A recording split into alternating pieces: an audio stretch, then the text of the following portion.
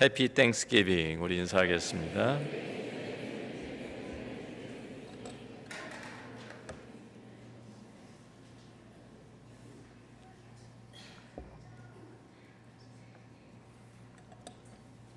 하나님의 말씀은 누가복음 17장입니다. 누가복음 17장 11절부터 19절까지의 말씀 제가 읽습니다.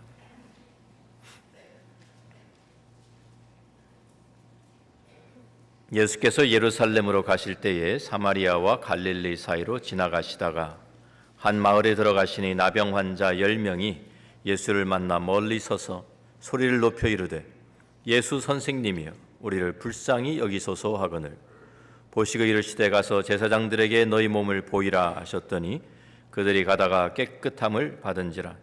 그 중에 한 사람이 자기가 나은 것을 보고 큰 소리로 하나님께 영광을 돌리며 돌아와 예수의 발 아래 엎드려 감사하니 그는 사마리아 사람이라.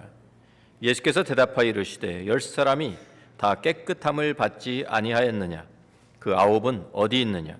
이 이방인 외에는 하나님께 영광을 돌리러 돌아온 자가 없느냐 하시고 그에게 이르시되 일어나 가라 내 믿음이 너를 구원하였느니라 하시더라. 아멘. 예수님께서 이 땅에 계시던 그 시대에 나병이라고 하면 가장 무서운 병 중에 하나였습니다. 지금으로 말하면 에이스와 같이 사람들이 취급하는 그러한 병이라고 우리가 할 수가 있는데요. 일단 나병 환자로 이렇게 판명이 되면 가족이나 다른 사람들과는 함께 살 수가 없고 격리되어야만 했습니다. 우리가 레위기 13장을 가서 보면 13장 45절 46절에 이런 말씀이 나오죠. 13장과 14장이 나병에 대한 그 규례들입니다. 나병 환자는 옷을 찢고 머리를 풀며 윗입술을 가리고 외치기를 부정하다 부정하다 할 것이요 병 있는 날 동안은 늘 부정할 것이라. 그가 부정한즉 혼자 살되 진영 밖에서 살지니라. 그래서 혼자 살아야 되고 진영 밖으로 나가야 되는 것이었습니다. 민수기 5장 2절과 3절 말씀도 보면 이스라엘 자손에게 명령하여 모든 나병 환자와 유출증이 있는 자와 죽음으로 부정하게 된 자를 다 진영 밖으로 내보내되 남녀를 막론하고 다 진영 밖으로 내보내어 그들이 진영을 더럽히게 하지 말라. 내가 그 진영 가운데 거하느니라 하시매. 그래서 여기에 이제 말씀도 이제 부정하게 되었다. 다른 부정한 사람들과 다 함께 나병 환자는 특별히 다 이 진영 밖으로 내보내라고 또 여기도 말씀하고 있습니다. 우리가 성경에서 말하는 나병이라는 것은 우리가 좀 분명하게 우리 다시 보면은요, 우리가 요새 의학적으로 말하는 한센병을만을 가리키는 그러한 용어가 아닙니다. 성경에 나오는 것을 보면 모든 악성 피부병을 다 이게 통틀어서 말하는 것이 나병입니다. 그리고 이 사람들이 격리되어야 되는 이유는 당연히 다른 사람들에게 병이 전염되는 것을 우리 막기 위한 것이었겠죠. 그래서 이 사람들은 이제 진영 밖으로 나가고 집에서 살 수가 없고 마을 밖에서 이제 생활을 해야 되는데, 그러니까 더 이상 사랑하는 가족들과 함께 지낼 수도 없고 또 친구들, 이웃들과 더불어 지낼 수가 없고 일터에 나갈 수도 없었습니다. 심지어는 예배를 드리러 성전에 갈 수도 없었습니다. 그래서 자기의 직책과 자기의 모든 그것을 다 내려놓고 떠나야 하는 것이었어요. 삶 자체가 그냥 스탑을 해버리는 것이죠. 다 멈추어 버리는 것입니다. 다른 사람들과 만남도 이루어지지 않는 것이, 가까운 거리에서 만나서 대화를 한다든지 아니면 또 그렇게 될 때 문제가 생깁니다. 왜냐하면 나병 때문에 부정한 사람으로 이 낙인이 찍혀 있고 부정한 사람이 되었기 때문에 다른 사람들과 접촉이 이루어지면 그 사람들까지도 부정하게 되기 때문입니다. 그래서 사람들이 가까이 오게 되면 미리 경고하기 위해서 소리를 높여서 외쳐야 됩니다. 부정하다, 부정하다. 내가 부정하니까 가까이 오지 말라는 그러한 경고입니다. 그러니까 이렇게 참 격리되어서 혼자 살아가야 되니까 얼마나 힘들었겠습니까? 외로웠겠습니까? 이러한 상황 때문에 나병이 걸리면 그 당시에는 하나님의 저주를 받은 사람들이라고 이렇게 좀 또 인식이 되었습니다. 그래서 마을 밖에서 외롭게 살아가야 하니까 이 사람들이 좀 이 나병 환자들끼리 모여서 이제 서로 의지하면서 살게 된 것이죠. 그래서 오늘 본문 말씀에 보면 이런 나병 환자들을 예수님께서 만나시는 장면입니다. 11절 말씀을 보면 예수께서 예루살렘으로 가실 때에 사마리아와 갈릴리 사이로 지나가시다가 그랬어요. 지금 마지막 이제 공생의 3년의 마지막으로 이제 예루살렘을 향해서 십자가를 지기 위해서 가시는 길입니다. 그런데 예수님께서 사마리아와 갈릴리, 그러니까 갈릴리는 북쪽이고 사마리아 그 중간에 그 경계선을 따라서 지금 아마 동편으로 가시는 것이었을 거예요. 그래서 요단강을 건너서 베레아 그 지역을 쭉 우리가 타고 내려갔다가 다시 이제 유대 지역으로 들어가게 되죠. 사마리아 지역을 통과하지 않으려고 하면 유대인들이 항상 택하는 그러한 길입니다. 그런 노정으로 지금 가시고 있는데 사마리아와 갈릴리 사이에, 그러니까 지금 사마리아 속에도 나병 환자들이 쫓겨나서 살고 있고 이제 갈릴리 지역에서도 유대 사람들 중에 쫓겨나서 살고 있는 이런 사람들이 거기에 모여 살고 있었던 것 같습니다. 그래서 한 마을에 들어가시니 나병 환자 10명이 예수를 만나 멀리 서서 소리를 높여 이르되 예수 선생님이여 우리를 불쌍히 여기소서 하거늘.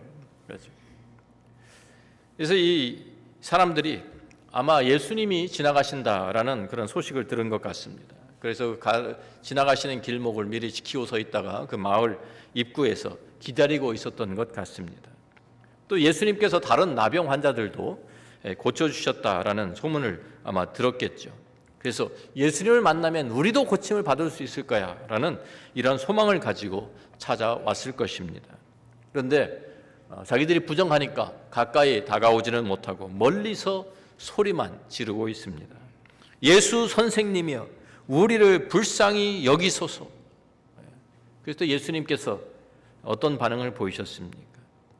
누가복음 5장 우리 12절 13절 말씀 보면 누가복음 5장에 있는 그 내용에서 예수님이 나병 환자를 고쳐주시는 장면이 나오는데 여기에 보면 예수께서 한 동네에 계실 때에 온몸에 나병 들린 사람이 있어 예수를 보고 엎드려 구하여 이르되 주여 원하시면 나를 깨끗하게 하실 수 있나이다 하니 예수께서 손을 내밀어 그에게 대시며 이르시되 내가 원하노니 깨끗함을 받으라 하신데 나병이 곧 떠나니라. 그래서 그 사람이 한 나병 환자가 예수님을 전에 찾아왔을 때는 예수님께서 좀 그에게 손을 내밀어서 만지면 예수님도 사실은 부정하게 되는 거잖아요.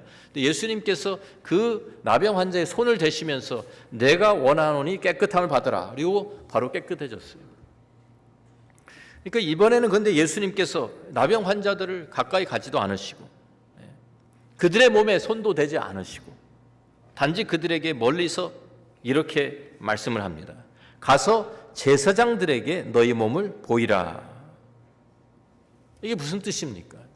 아니 가서 손을 대고 그들을 위해서 안수하고 고쳐주시고 이러지 않으시고 그냥 예수님께서 멀리 소리 지르는 그 10명의 나병 환자들 향해서 가서 제사장들에게 너희 몸을 보여라 하고 그 말씀만 하셨어요. 이게 갑자기 왜 제사장 이야기가 나오는가? 우리가 의아할 수도 있지만은요. 레위기 14장을 돌아가서 우리가 보면 2절부터 이런 말씀이 나옵니다. 2절부터 9절까지 나병 환자가 정결하게 되는 날의 규례는 이러하니 곧 그 사람을 제사장에게로 데려갈 것이요 제사장은 진영에서 나가 진찰할지니 그 환자에게 있던 나병 환부가 나았으면 제사장은 그 정결함을 받을 자를 위하여 명령하여 살아있는 정결한 새 2마리와 백향목과 홍색 실과 우슬초를 가져오게 하고 제사장은 또 명령하여 그 새 하나는 흐르는 물 위 질그릇 안에서 잡게 하고 다른 새는 산채로 가져다가 백향목과 홍색 실과 우슬초와 함께 가져다가 흐르는 물 위에서 잡은 새의 피를 찍어 나병에서 정결함을 받을 자에게 7번 뿌려 정하다 하고 그 살아있는 새는 들에 놓을지며 정결함을 받는 자는 그의 옷을 빨고 모든 털을 밀고 물로 몸을 씻을 것이라. 그리하면 정하리니 그 후에 진영에 들어올 것이나 자기 장막 밖에 이레를 머물 것이요 7째 날에 그의 모든 털을 밀되 머리털과 수염과 눈썹을 다 밀고 그의 옷을 빨고 몸을 물에 씻을 것이라. 그리하면 정하리라. 예수님께서 지금 가서 제사장들에게 너희 몸을 보여라 하신 말씀은 바로 이 절차를 밟으라고 제사장을 찾아가라고 말씀하신 것입니다. 의사를 찾아가는 것이 아니라 제사장을 찾아가요.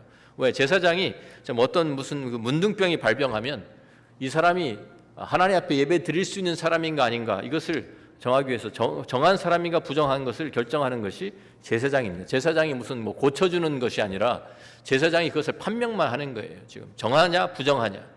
그래서 이 문둥병 환자가 발생했다 그러면 제사장이 먼저 가서 확인을 하고 이 사람은 부정하다 그러면 쫓겨나는 거예요.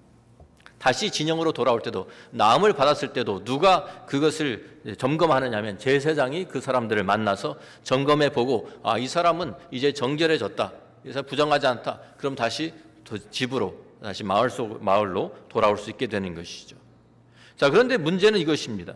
먼저 고침을 받아서 깨끗해져야 제사장을 찾아갈 텐데 예수님께서는 고치주지도 않으시고 그냥 그 사람들한테 멀리서 가서 제사장에게 보여라 라고 말씀을 하시는 거예요. 고침을 먼저 고쳐주셔야죠. 고쳐주시고 그 다음에 제사장한테 보여라 이렇게 하셔야 되는데 이 예수님은 지금 고침을 주시지도 않고 그냥 가라고 말씀만 하신 것이죠. 그런데 이 10명의 이 나병 환자들은요 예수님의 말씀을 믿었습니다. 믿고 제사장에게로 갔어요. 그러면서 그들이 여기에 보니까 14절에 그들이 가는 도중에 처음에 시작할 때는 나병이 그대로 있었는데 가는 도중에 깨끗함을 받은 거예요. 믿음으로. 그래서 이 사람들이 다 믿음으로 고침을 받았습니다. 자, 그런데 이 15절부터 우리가 보면 16절 여기가 이제 중요한 부분이죠. 오늘 본문의 말씀의 초점은 나병 환자들을 고쳐주신 내용이 아닙니다.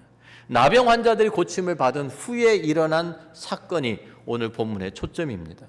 15절 16절 보니까 다 고침을 받았는데 그 중에 한 사람이 자기가 나은 것을 보고 큰 소리로 하나님께 영광을 돌리며 돌아와 예수의 발 아래 엎드려 감사하니 그는 사마리아 사람이라. 10명의 나병 환자들이 다 고침을 받았습니다. 다 믿음으로 고침을 받았습니다. 그런데 그 중에 단 한 사람만 예수님께 돌아왔고요. 예수님의 발 아래 엎드려서 감사하고 소리 높여 하나님을 찬양했다고 기록되어 있습니다. 그리고 이 사람은 사마리아 사람이었다고 말합니다. 하나님의 언약의 백성이 이스라엘 백성이 아닙니다. 이 사람은 이스라엘 백성들이 취급도 하지 않고 상대도 하지 않던 사마리아 사람이었습니다. 하나님의 언약의 백성이 아닌 이 사람으로부터 나올 수 있는 반응을 기대하지 못하는데 도리어 이 사람이 다른 유대인들이 섞여 있었겠죠. 다른 9명은 다 그냥 돌아가 버렸는데 오직 사마리아 사람, 이방인 한 사람만 예수님께 돌아오고 하나님께 영광을 돌렸습니다. 그래서 예수님께서 마음에 좀 슬프셨던 것 같아요. 17절 18절에 그 섭섭함을 이렇게 표현하십니다. 예수께서 대답하여 이르시되 10사람이 다 깨끗함을 받지 아니하였느냐. 다 고침을 받은 거 이미 알고 계시죠. 그 9은 어디 있느냐. 이 이방인 외에는 하나님께 영광을 돌리러 돌아온 자가 없느냐 하시고 나병이 걸렸을 때에는 10사람이 모두 소리를 높여서 함께 소리를 질렀습니다. 외쳤습니다. 예수 선생님이여 우리를 불쌍히 여기소서. 우리를 불쌍히 여기소서. 그렇게 소리 질렀는데 나병에서 고침을 받은 후에는 오직 한 사람만 큰 소리로 하나님께 영광을 돌렸습니다. 우리에게는 두 종류의 사람이 있습니다. 오늘 감사절을 맞이하면서 나는 어떠한 사람인가 우리 한번 돌아보기를 원합니다. 나는 돌아온 한 명의 나병 환자입니까? 아니면 돌아오지 않는 9명 중에 하나입니까? 시편 50편 23절 말씀을 우리 한번 같이 읽어봅니다. 시편 50편 23절 같이 읽습니다. 감사로 제사를 드리는 자가 나를 영화롭게 하나니 그의 행위를 옳게 하는 자에게 내가 하나님의 구원을 보이리라. 그렇습니다. 감사로 제사를 드리는 자가 하나님을 영화롭게 합니다. 감사, 제사. 제사는 그냥 제물로만 드리는 것이 아닙니다. 제물을 다 가져오고 다 해도 거기에 감사가 빠져 있으면 하나님을 영화롭게 하지 못하는 것입니다. 감사가 포함되어야 돼요. 감사로 제사를 드리는 자가 나를 영화롭게 하나니. 감사가 무엇입니까? 감사는 기억하는 것입니다. 하나님께서 나를 위해 베푸신 모든 것을 기억하는 것이 바로 감사입니다. 지난 한 해 동안 하나님께서 우리에게 베풀어 주신 그 하나님의 사랑, 하나님의 그 자비, 하나님의 은혜, 하나님의 용서, 하나님께서 우리에게 베푸신 그 복을 우리들이 기억하면서 하나님 앞에 나오는 것입니다. 하나님께서 그 많은 것을 베풀어 주셨어요. 그 모든 복을 우리가 누리면서 살았어요. 그런데 하나님께서 베풀어 주신 것을 기억하면서 하나님을, 그 모든 것을 베풀어 주신, 우리에게 베풀어 주신 하나님을 기억하면서 사는 사람이 있고, 그것을 다 잊어버리고 사는, 이 모든 것을 누리면서도 하나님을 잊어버리고 사는 사람이 또 있습니다. 어떤 사람들은 당연히 이것을 다 그냥 내가 누리는 것이 당연한 권리라고 착각하고 사는 사람들도 있습니다. 멕시코의 어느 지역에 가면 그 지역은 아주 좀 특이한 곳이 되어서 뜨거운 온천수가 솟아나는 곳과 또 차가운 생수가 솟아나는 그 샘이 바로 옆에 같이 붙어 있대요. 한쪽에서는 뜨거운 온천수가 계속 솟아나오고 다른 쪽에서는요 차가운 생수가 나오니까 그 지역에 사는 여인들이 빨래하기가 얼마나 좋습니까? 그래서 빨래를 가져와서 거기서 빨래를 하는 거예요. 뜨거운 물에다가 빨래를 다 해가지고 찬물로 헹구어가지고 그래서 말려. 그러니까 너무 좋죠. 그래서 여행객 한 사람이 지나가다가 이 광경을 보고 그 현지의 그 여행 가이드한테 여기 있는 사람 정말 복받은 사람들이네요. 이런 데가 세상에 어디 있습니까? 뜨거운 물도 나오고 옆에는 찬물 나오니까 한국에 우리 꼭 목욕탕에 온탕 냉탕 같이 그냥 마음대로 들어가서 뜨거운 물도 쓰다가 또 찬물도 쓰고. 그러니까 이 사람들은 참 항상 여기에 감사하면서 기쁘게 살겠네요. 그랬더니 그 여행 가이드가 하는 말이 그런 말 마세요. 이 사람들이요 뜨거운 물 찬물이 있는데 비누가 없다고 맨날 불평합니다. 우리가 좀 그렇지 않습니까? 하나님께서 풍족하게 주신 것은 감사하지 못하고 도리어 없는 것에서만 우리들이 거기에 불평하는 그런 사람들이 사실 많습니다. 우리는 감사하는 사람들입니까? 아니면 불평하는 사람들입니까? 이번 감사절에 하나님께서 우리에게 주신 넘치는 복을 우리가 기억하기를 원합니다. 하나님께서 우리에게 너무 넘치는 것을 주셨는데 1년 동안 우리가 우리의 복을 세어보면 넘치고 넘치는데 우리에게 향하신 그 하나님의 선하심과 하나님의 그 신실하심과 하나님의 보호하심과 하나님의 공급하심과 하나님의 인도하심과 하나님의 그 은혜와 구원을 기억해야 되는 것입니다. 근데 많은데 우리들은 내가 스스로 한 줄로 알아요. 내가 지난 1년 동안 내가 잘나서 내가 건강하게 살았습니까? 하나님이 보호해 주셔서 살았습니까? 지난 1년 동안 하나님께서 나에게 공급해 주셨기 때문에 내가 풍족하게 누릴 수 있었습니까? 아니면 내 힘이 내 능력으로 내 모든 것을 이루어냈습니까? 하나님이 우리에게 은혜로 베풀어 주신 것을 알고 기억하고 하나님께 나와 영광을 돌려야 하는 것입니다. 오늘 이 말씀 보면 여기에서 그냥 예수님께서 10사람은 다 깨끗한 10사람이 다 깨끗함을 받았는데 9이 어디 갔느냐? 이방인 외에는 하나님께 영광을 돌려 돌아온 적 없느냐고 끝나지가 않았어요. 한 절이 더 있습니다. 19절에 보니까 그에게 이르시되 돌아온 그 한 사람 감사하는 그 한 사람에게 이렇게 말씀하십니다. 일어나 가라 내 믿음이 너를 구원하였느니라. 감사하는 자만 누리는 복이 따로 있습니다. 다른 9명 육신의 병은 고침을 받았습니다. 다 똑같이 다 육신의 병에서 노임을 받고 고침을 받았어요. 그렇지만 돌아와서 감사한 오직 이 한 사람만 영혼의 구원까지 받았습니다. 주님께서 내 믿음이 너를 구원하였느니라 말씀하시잖아요. 다른 9명 예수님의 그 능력을 경험했습니다. 그렇지만 돌아와서 감사한 오직 이 한 사람만 예수님과 인격적인 만남이 이루어졌습니다. 다른 9명은 다 멀리서 그냥 예수님께 소리 지르고 우리를 불쌍히 여기소서 예수님의 음성을 그냥 가서 세상에 보이라 이것을 끝이었어요. 그런데 이 돌아온 이 한 사람 하나님께 영광을 돌리며 큰 소리로 하나님께 영광을 돌려 돌아와서 예수님 앞에 감사한 이 한 사람만 예수님과 직접 대면하고 예수님과 인격적인 만남이 있었고 예수님의 약속을 받은 사람이 된 거예요. 다른 9명 병 고침을 받는 믿음이 그들에게는 있었지만, 그렇지만 돌아와서 감사한 오직 한 사람만, 이 사람의 믿음만 예수님께 인정을 받았습니다. 예수님이 인정해 주셨어요. 다른 9명은 자신의 병 고침에만 관심이 있었던 것입니다. 예수님을 찾아온 목적이 그냥 내 병 고침을 위해서 찾아온 거였어요. 그리고 자기들이 원하는 그 병 고침을 받으니까 그것으로 만족하고 끝나버렸어요. 하나님께서 주신 그 은혜를 그냥 받아 누리는 것으로 만족하고 끝난 거예요. 그런데 오직 돌아와서 감사한 이 한 사람만 병을 고쳐주신 주님을 바라보게 되었습니다.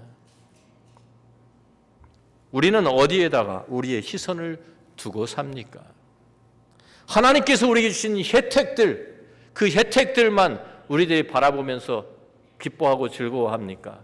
아니면 우리에게 그 혜택, 은혜를 베풀어 주신 하나님께 우리의 시선을 고정하고 있습니까? 하나님께서 사실 원하시는 것이 바로 이것입니다. 하나님께서 우리가 오늘 추수감사절을 맞이해서 하나님께 우리가 함께 예배드리며 우리의 삶에 주신 풍성한 열매들을 우리들이 가지고 나와서 하나님께 예배를 드리고 있습니다. 오늘 이 앞에도 많은 우리 과일들이 여기에 바구니에 담겨서 이 제단을 장식하고 있습니다. 강단을 장식하고 있는데, 여기에서 정말 우리들이 이러한 풍성한 열매들을 하나님께서 우리의 삶에 주셨잖아요. 그런데 이것으로 만족하고 여기에서 내가 이것을 누리는 것만 가지고 만족하고 있는지, 우리 초점이 그냥 열매에 가 있는지, 아니면 우리의 초점이, 우리의 시선이 이 선물을 주신, 이 은혜를 베푸신 하나님께 가 있는지, 이게 중요한 것입니다. 사무엘상 15장에 보면 하나님께서 사울을 왕으로 세우시고 사무엘 선지자를 통해서 그에게 명령을 내리시죠. 가서 아말렉을 다 멸절하라. 그래서 갑니다. 그래서 승리를 거둡니다. 그런데 그 승리를 거둔 후에 거기에서 다 하나님이 멸절하러 가신 말씀대로 다 하지 않고 거기에서 양과 가축과 뭐 이런 것들을 다 끌고 옵니다. 그 사울을 사무엘이 만납니다. 도대체 당신은 왜 하나님의 명령을 다 지키지 않았습니까? 그러니까 그러면서 그 탈취물에만 급급해서 거기에만 정신이 팔려가지고 하나님의 명령을 저버렸다고 책망을 하니까 사울이 대답하는, 또 변명을 하죠. 사실은 내가 하나님께 제사 드리려고 여기서 좋은 것 골라가지고 온 겁니다. 변명까지 합니다. 그러니까 사무엘상 15장 22절에 우리가 잘 아는 말씀이 있죠. 이렇게 대답을 합니다. 사무엘이 이르되, 여호와께서 같이 읽어볼까요? 사무엘이 이르되 여호와께서 번제와 다른 제사를 그의 목소리를 청종하는 것을 좋아하심 같이 좋아하시겠나이까? 순종이 제사보다 낫고 듣는 것이 수장의 기름보다 나으니. 사울의 문제가 무엇이었습니까? 사울의 문제는 자기가 승리한 것에 도취가 되어가지고 승리만 만끽하고 있습니다. 그리고 자기의 기념비를 세웁니다. 승전비를 세우는 거예요. 그런데 하나님을 향한, 사울의 마음에는 하나님을 향한 사랑이 없었습니다. 하나님께 영광을 돌리지를 않았습니다. 하나님께서 주신 승리의 전리품에만 관심이 있었습니다. 그래서 하나님께서 사울을 버리셨어요. 우리가 창세기 22장에 가면 아브라함에게도 하나님께서 시험을 하십니다. 시험의 내용이 이것입니다. 우리가 잘 아는 22장 2절에 보면 여호와께서 이르시되 내 아들 내 사랑하는 독자 이삭을 데리고 모리아 땅으로 가서 내가 내게 일러준 한 산 거기서 그를 번제로 드려라. 아브라함을 하나님께 왜 시험하였을까요? 이 이삭이 어떤 아들입니까? 오래 기다려서 하나님의 약속을 오래 기다려서 겨우 100살이 되었을 때 겨우 받은 그 아들입니다. 근데 그 아들 너무 애지중지, 너무 귀한 아들이죠. 하나님의 약속이 이루어진 것인데 그 아들을 하나님께서 갑자기 내 독자, 내 사랑하는 독자 이삭을 데리고 모리아 땅까지 가서 거기서 번제로 드려라 명령하십니다. 하나님께서 보기를 원하셨던 것은 이거예요. 하나님께서 아브라함에게 주신 선물인 바로 그 이삭, 거기에만 지금 정신이 팔려서 거기에 집중하고 그 이삭에만 사랑하고 있는지, 아니면 그 이삭을 선물로 주신 하나님께 집중하고 있는지 보고 싶으셨던 것입니다. 아브라함은 이 믿음의 시험을 통과하죠. 3일 길을 가서 그 단위에다가 잠이 이삭을 결박해서 묶어놓고 칼을 들어서 내리치려고 하는 그 순간에 하나님께서 천사를 보내서 또 말씀하십니다. 창세기 22장 12절입니다. 사자가 이르시되 그 아이에게 내 손을 대지 말라, 그에게 아무 일도 하지 말라. 내가 내 아들 내 독자까지도 내게 아끼지 아니하였으니 내가 이제야 내가 하나님을 경외하는 줄을 아노라. 그래서 아브라함이 우리의 믿음의 조상입니다.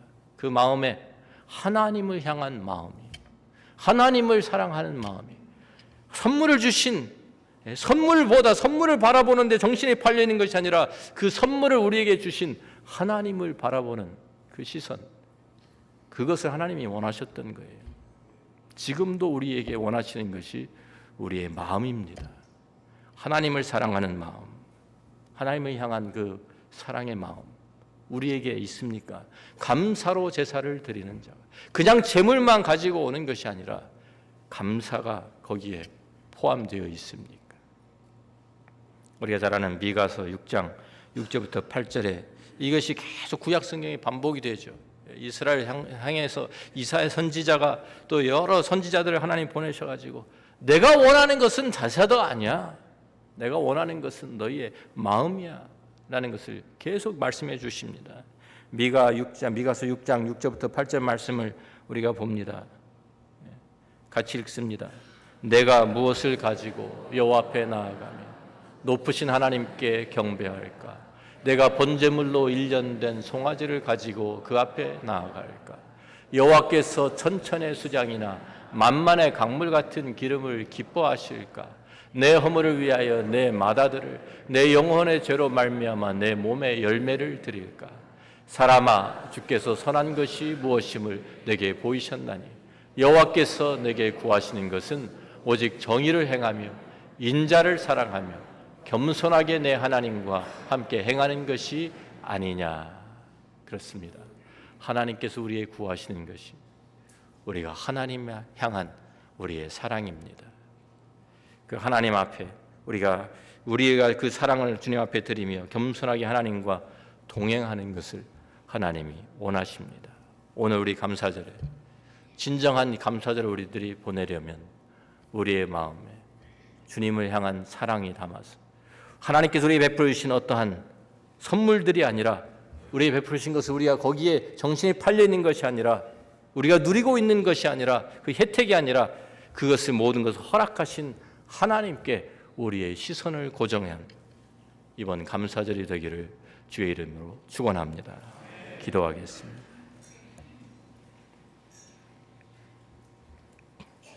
나는 돌아온 한 사람의 사마리아 나병 환자입니까? 아니면 돌아오지 않은 9명입니까? 나의 시선은 지금 어디에 가 있습니까? 하나님께서 나에게 베풀어 주시는 풍성한 이 선물들, 이 은혜들, 이것에서만 우리가 시선이 팔리고 마음이 빼앗겨 있습니까? 그것을 누리는 것으로 만족하고 있습니까? 아니면 이 모든 것을 베풀어 주신 하나님께 우리의 시선이 가 있습니까? 오늘 우리의 시선을 주님께로 돌리는 이 시간 되기를 바랍니다. 우리가 누리고 있던 혜택을, 그 바라보고 있던 그 눈을 돌려서 이 모든 것을 우리 허락하시고 우리에게 은혜로 허락하신 주님께 우리의 시선을 고정하는 이 시간이 되고 감사절이 되기를 바랍니다. 아버지 하나님 감사합니다. 오늘 우리 감사주일에 주님 앞에 나와서 지난 1년 동안 우리에게 베풀어 주신 놀라운 은혜와 하나님의 그 사랑을 저희들이 찬양합니다. 감사합니다. 우리들이 누리고 있는 이 혜택, 이 은혜만 우리들이 바라보고 있지 않게 하시고 이 모든 것을 우리에게 허락하신 우리를 사랑하시는 주님을 바라보는, 심지어는 자기 아들도 아끼지 아니하시고 우리 위해 십자가에 내어주신 그 주님을, 그 하나님을 바라보는 이 시간 되게 하여 주셔서 우리들이 진정으로 주님과 함께 동행하는 하나님의 사람들 되게 하여 주옵소서. 예수님 귀하신 이름으로 기도합니다. 아멘.